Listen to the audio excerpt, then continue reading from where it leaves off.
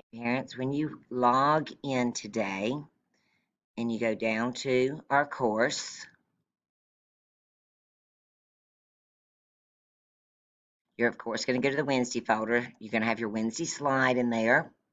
When it comes to this, go to My Document. Come down here and click Connect. Click your name.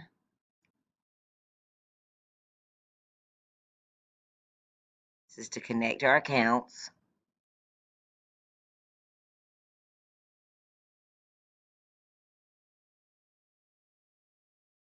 Go ahead and click Allow on this part. Then click Edit. And it should pull up a copy of our slides. And then it's Wednesday, so you'll start on Wednesday on this slide.